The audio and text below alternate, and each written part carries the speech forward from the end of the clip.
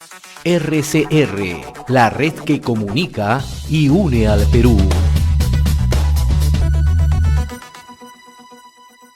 Saludamos a esta hora y le agradecemos, como siempre, la cordialidad que tiene con RCR el doctor Abel Salinas. En su momento ha sido ministro de Salud, especialista en políticas de salud pública. Qué gusto saludarlo, doctor Salinas, muy amable como siempre. ¿Cómo está? Muy buenos días, José. Todo lo contrario, siempre es un placer saludarlos. Ayer el decano del Colegio Médico del Perú, el doctor Miguel Palacios, decía que la estrategia del gobierno ha fracasado frente a la COVID, ¿no? Tomando en consideración las cifras, los registros que se vienen conociendo en las últimas horas, ¿no? Además utilizó un tema, una palabra que son cifras de terror, ¿no? ¿Qué es lo que está ocurriendo en este momento, doctor Abel Salinas? ¿Estamos totalmente desguarnecidos? ¿El gobierno no tiene rumbo? ¿Qué es lo que está pasando? Sí, bueno, yo creo que la situación crítica por la que estamos pasando, fundamentalmente en las últimas semanas, con el incremento de contagios, las pérdidas de vidas humanas, leía esta mañana que cada 5 minutos un peruano pierde la vida a consecuencia del COVID, naturalmente es dramático. Es muy doloroso reconocerlo. Yo en principio empezaría diciendo que probablemente las expectativas que teníamos con el gobierno del señor Sagasti fueron muy altas y lamentablemente la respuesta está siendo absolutamente insuficiente. Los peruanos mayoritariamente sienten, y entiendo lo que el decano del Colegio Médico trata de decir, es que la mayoría de los peruanos sentimos que estamos a la deriva. Por eso es que yo hace algunas semanas mencionaba que estábamos en un naufragio. Era un gobierno de transición autodenominado de emergencia, pero que deberíamos agregarle naufragio, porque todos los peruanos estamos a la deriva. No hay ninguna medida diferente, ni siquiera en el mensaje comunicacional, que es lo que, por ejemplo, podría ayudarnos muchísimo en estos momentos. Ya sabemos que las cuarentenas estrictas no funcionan. Basta mirar el fracaso del año pasado cuando se hicieron, no solamente en el impacto sanitario, sino en el impacto económico. Sin embargo, no tenemos ningún mensaje. Los peruanos en general no saben qué hacer si tienen un familiar que se contagia, si alguien tiene en casa un familiar contagiado, cómo protegerse de acuerdo a su actividad laboral, a su localidad, a su grupo de edad, etcétera. Hay un abandono de estas medidas que creo que deberían tener muchísima fortaleza en este momento, tomando en cuenta que el virus ha tenido muchísimas variantes que están lamentablemente agravando su peligrosidad. Ahora, nosotros recibimos permanentemente información del interior del país, ¿no? Y esta situación que usted la describe muy bien como naufragio es más que elocuente, evidente en varios puntos del territorio nacional. Por ejemplo, en Piura, colectivos de distintas, o sea, desde la iglesia, otras instituciones, incluyendo los representantes por Piura ante el Congreso, han enviado al gobierno un memorial para que intervenga de inmediato. En Junín, ayer conversamos con el director regional de salud y nos explicaba que las cifras se han desbordado. Solamente en los primeros 4 meses las cifras han superado el número de fallecimientos comparado al año 2020, ¿no? En Cusco ocurre lo propio, ¿no? Y así le puedo mencionar. ¿Por qué le hago esta descripción, doctor Salinas, ¿no? Las medidas que aplica el gobierno, las restricciones, la evaluación que se hace cada 15 días, no ha funcionado. ¿Qué medidas tendrían que adoptarse? ¿Y qué medidas tendrían que darse en el plano de la comunicación, que parece ser también se ha descuidado? Así es. Creo que lo fundamental, y lo hemos venido repitiendo muchísimas veces, tenemos que reforzar el primer nivel de atención. No basta con decir, no tenemos camas UCI, ese es el tercer nivel, nos faltan especialistas. Eso es cierto, absolutamente cierto. Sin embargo, el primer nivel de atención, donde podríamos tener una actividad de detección temprana, donde pudiéramos identificar el virus con pruebas antigénicas.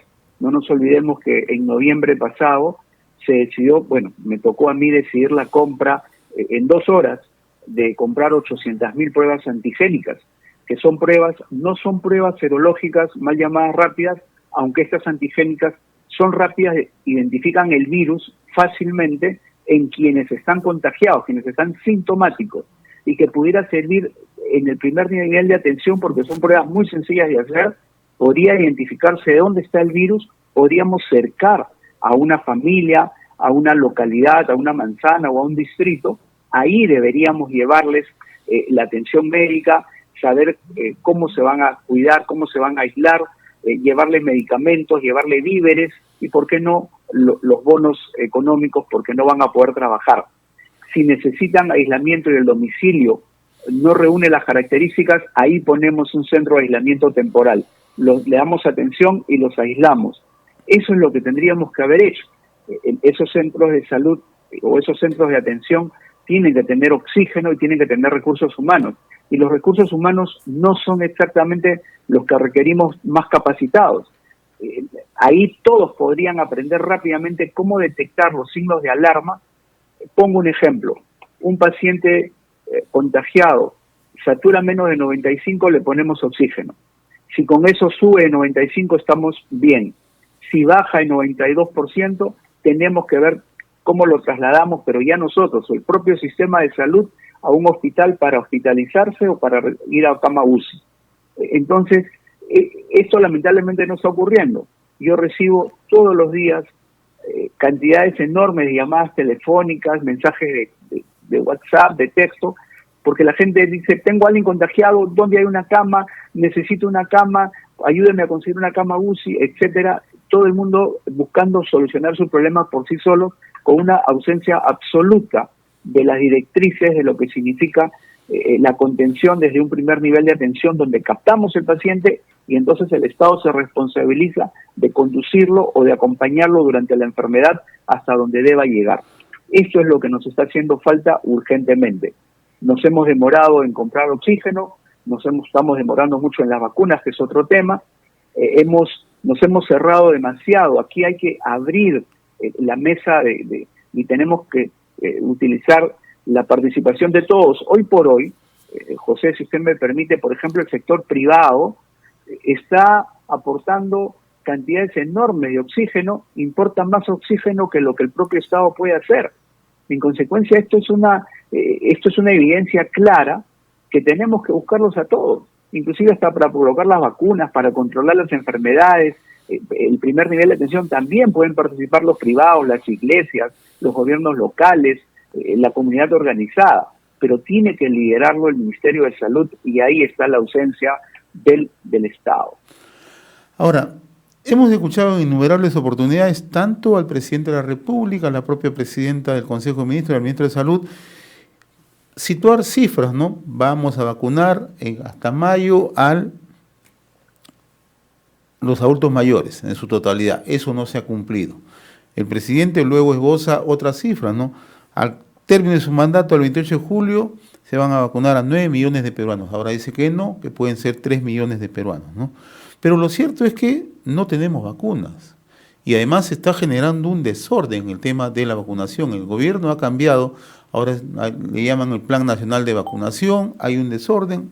Muy temprano, el portal Ojo Público está denunciando que en la zona norte de Lima, ¿no?, se han vacunado 100 personas que no estaban consideradas en el padrón, que han sido favorecidas. Es decir, estamos en medio también ya no solamente de un desorden, sino de un aprovechamiento muchas veces ya premeditado. Sí, sin lugar a dudas, el desorden, el caos ocasiona pues lamentablemente más corrupción. Basta recordar el primer vacunagate que protagonizó el señor Vizcarra, vergonzosamente, y que, bueno, lamentablemente ocurre, y ahora vemos a diferentes niveles. Aquí tenemos que tener, yo diría hasta 3 cosas claras. Una es que tenemos que alcanzar vacunar al 70 u 80% de todos los ciudadanos peruanos. Eso es la meta que tenemos que alcanzar. Y eso es una meta que no debemos alcanzar en 2 o 3 años. Tendríamos que alcanzarla en 4 o 5 meses. Porque si nosotros vacunamos en más tiempo, el virus sigue cambiando, sigue variando, sigue mutando, y por lo tanto la efectividad de la vacuna se va a ir diluyendo en el tiempo y no vamos a alcanzar a proteger a los peruanos. En consecuencia, tenemos que tener muchísima más rapidez en la adquisición de vacunas y naturalmente me parece bien, me parece una buena iniciativa el padrón único basado en el RENIEC, pero que es absolutamente insuficiente todavía. No se trata, ahora mismo estamos, por grupo de edades lo estamos haciendo más fácil, pero necesitamos avanzar mucho más rápido, obviamente necesitamos más vacunas, pero el padrón debe nutrirse además, por ejemplo, de los vulnerables, y deberían estar vacunando. Uno debería presentar su DNI y en el sistema aparecer rápidamente ya recibió la vacuna o no, y si no la recibió de una vez. Es decir, tenemos que aumentar los centros de vacunación también. No podemos tener el fin de semana acercarse a la Videna, por ejemplo, donde estaban vacunando. Era lamentable ver cómo la gente hacía filas, se aglomeraba, peleaban por tener una vacuna. Esto es algo que no puede ocurrir. Tiene que haber muchísimos más sitios para vacunar, y eso que estamos hablando solo de Lima. Muchas regiones que nos escuchan hoy día, lamentablemente, ni siquiera están en la programación aún. En consecuencia, yo creo que es necesario, me parece bien el padrón único, pero hay que desarrollarlo, hay que gestionarlo mejor, pero necesitamos tener más vacunas. Hay que salir a comprar 4 o 5 vacunas por lo menos. Eso es lo que necesitamos y eso es lo que probablemente va a tener que hacer el próximo gobierno. Yo quiero retomar lo que usted señalaba y en innumerables oportunidades que hemos conversado, doctor Salinas, el tema del primer nivel de atención, ¿no? Han transcurrido 13 meses de la emergencia por la pandemia y no hemos sido capaces de solucionar este tema. ¿Cuál es la razón de fondo por la que no se puede implementar, no se puede echar a andar con eficiencia el primer nivel? Yo creo que no nos hemos puesto de acuerdo y tal vez de ahí surge una propuesta que va a ser sumamente útil y que ya los candidatos presidenciales deberían ponerla en evidencia. Necesitamos hacer un pacto social por la salud. Tenemos que ponernos de acuerdo en algunos lineamientos generales con algunos objetivos claros que todos deberían cumplir. Todos los actores en salud seguramente van a concordar en que sí es posible y es urgente reforzar el primer nivel de atención y tenemos que poner los esfuerzos hacia allá. Lo que pasa es que cuando distraemos el tema con las camas UCI, todo el mundo está pensando en camas UCI, en especialistas de terapia intensiva y se olvidan del objetivo inicial. Hasta los propios intensivistas reconocen que hace falta una contención en el primer nivel de atención. Es posible. Lo que pasa es que hemos tenido el primer nivel abandonado. Hemos tenido más de 6.000 establecimientos del nivel 1 y 2 a nivel nacional, pero que atendían 3 veces a la semana, de 8 a 1, y en algunos ni siquiera había recursos humanos permanentes, calificados, a veces eran hasta promotores de salud que con buena intención trabajaban, lo cual es bienvenido, pero que tiene que sumarse ahí otro equipo humano que tiene que sumar para darle muchísima más calidad a la atención y seguridad a la atención de salud que se tiene que ofrecer. Esta tiene que ser una decisión que tiene que salir de ese pacto social por la salud que yo vengo proponiendo y que intentamos hacer, recuerdo, en el 2018 y que avanzamos, pero lamentablemente se tuvo que interrumpir con el cambio de gestión, con la salida del presidente Kuczynski. Doctor Abel Salinas, como siempre, muy reconocido por esta comunicación con RCR, Red de Comunicación Regional. Ha sido un gusto conversar con ustedes, muy amable. RCR, la red que comunica y une al Perú.